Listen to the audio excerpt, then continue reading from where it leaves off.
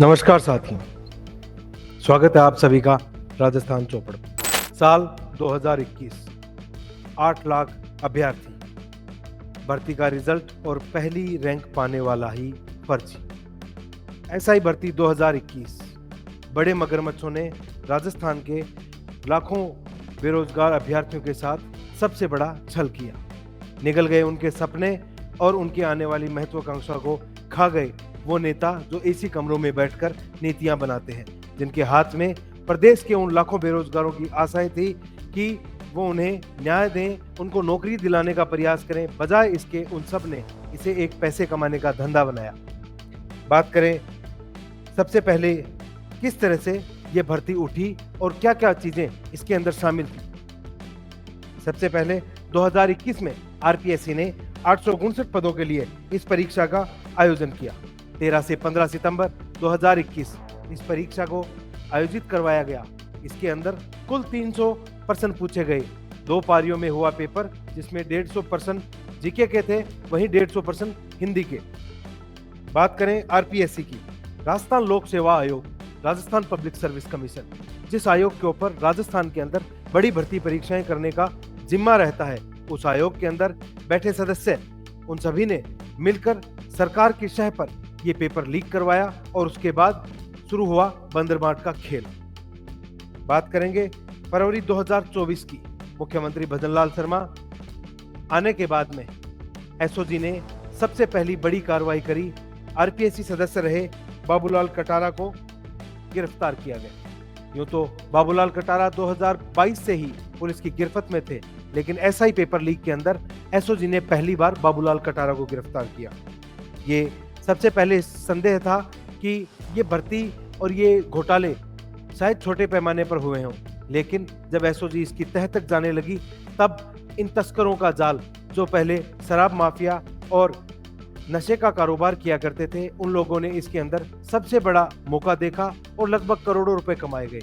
500 से अधिक फर्जी अभ्यर्थी चयनित हुए।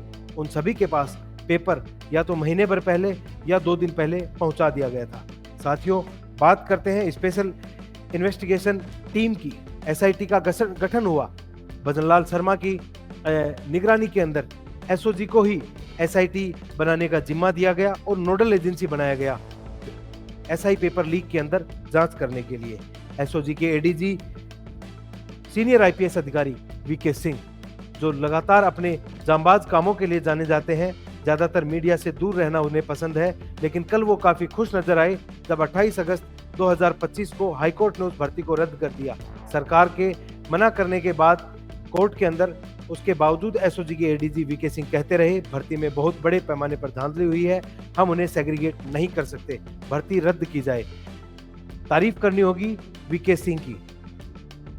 इसके बाद बात करते हैं कि किस प्रकार से भर्ती का जो ये पूरा नेटवर्क फैला, किस प्रकार आगे से आगे बढ़ता गया। बाबूलाल कटारा, रामूराम राय का, आरपीएससी के 2 सदस्य जो कांग्रेस के अंदर अशोक गहलोत की अनुशंसा के ऊपर ही आरपीएससी में नियुक्त हुए थे, उन दोनों ने मिलकर सबसे पहले एसआई भर्ती का रिक्रूटमेंट जारी होते ही प्रोफेसर्स की टीम बनवाई। उसके अंदर से लगभग 1000 के आसपास प्रश्न लिखवाए गए और बाबूलाल कटारा ने बड़ी ही चतुराई से आरपीएससी के हेड ऑफिस से ही पेपर अपने घर ले जाकर अपने भांजे द्वारा लिखवा लिया गया।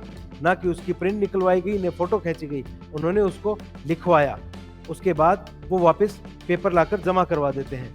बात करते हैं रामूराम रायका की।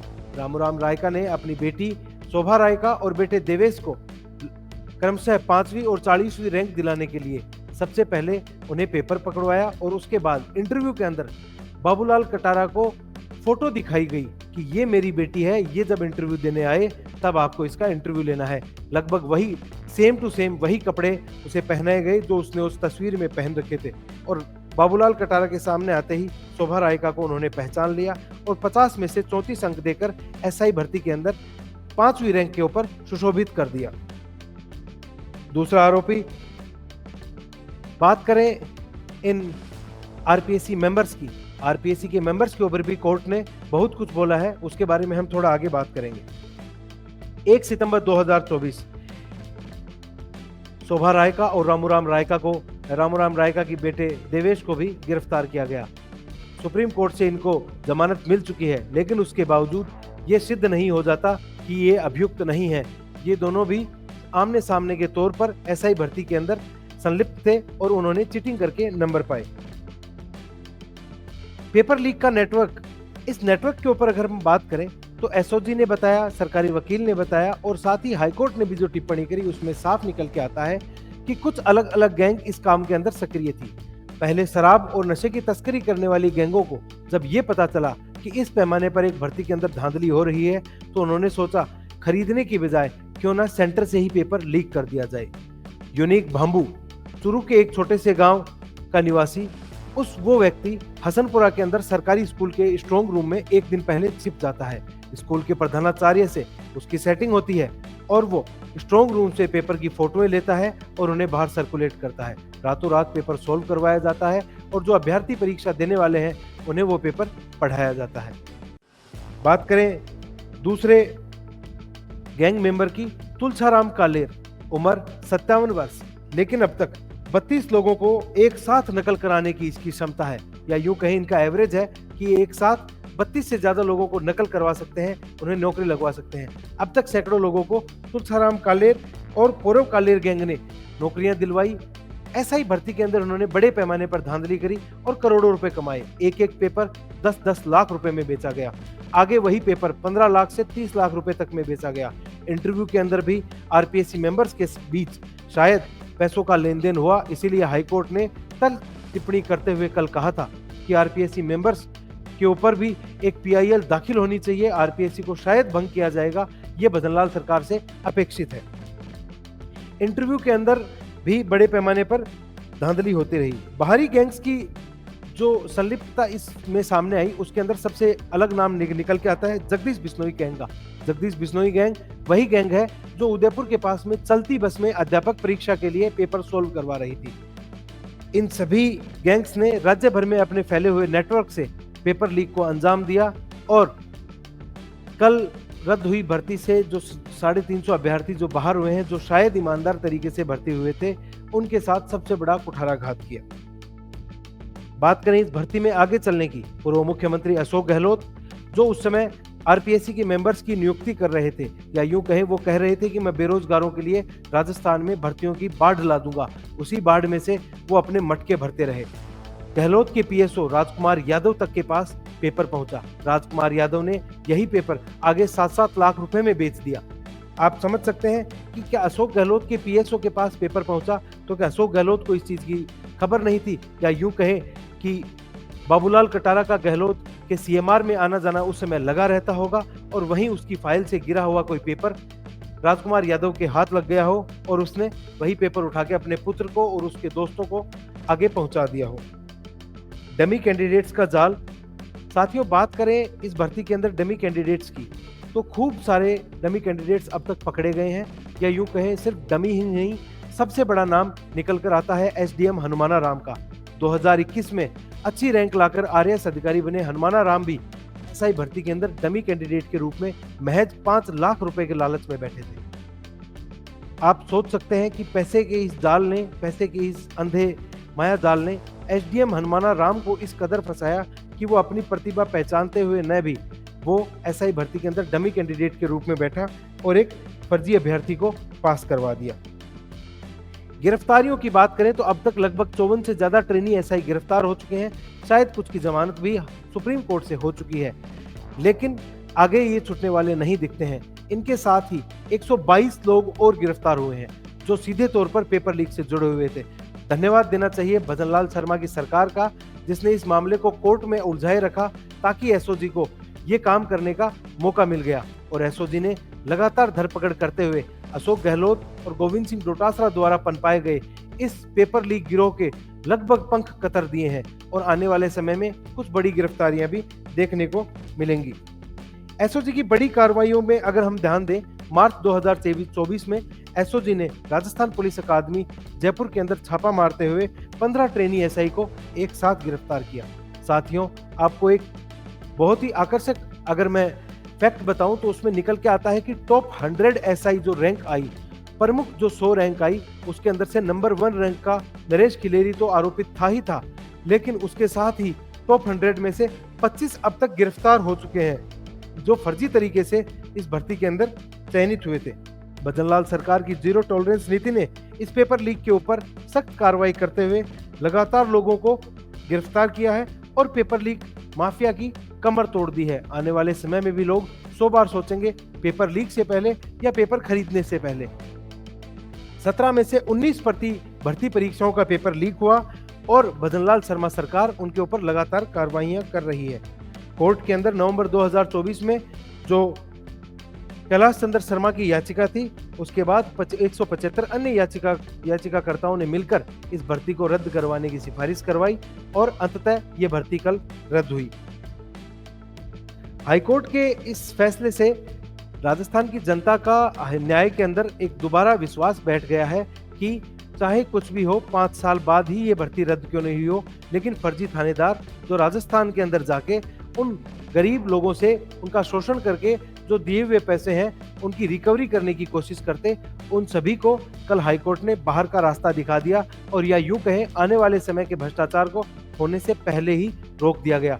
धन्यवाद के पात्र है वकील हरेंद्र नील, उनके साथ ही जस्टिस समीर जैन, एसओजी के एडीजी वीके सिंह और मुख्यमंत्री भजनलाल शर्मा। कोर्ट की टिप्पणी की साथियों बात करें तो इसके अंदर आरपीएस के 6 सदस्यों की लगातार जो संलिप्तता थी वो साफ साफ पाई गई। इसके अंदर अगर बात करें मेंबर्स की तो ये कौन से मेंबर्स हैं जिनके ये जो नाम निकल कर आए, हम अभी आप सभी के सामने मैं ये नाम बताता हूं। सबसे पहले नाम निकल के आता है आरपीएससी सदस्य बाबूलाल कटारा, जो इस समय जेल में है। रामूराम राय का, जिनकी बेटी और बेटा दोनों एसआई भर्ती के अंदर लीक के अंदर शामिल पाए गए और वो भी अभी जेल में है।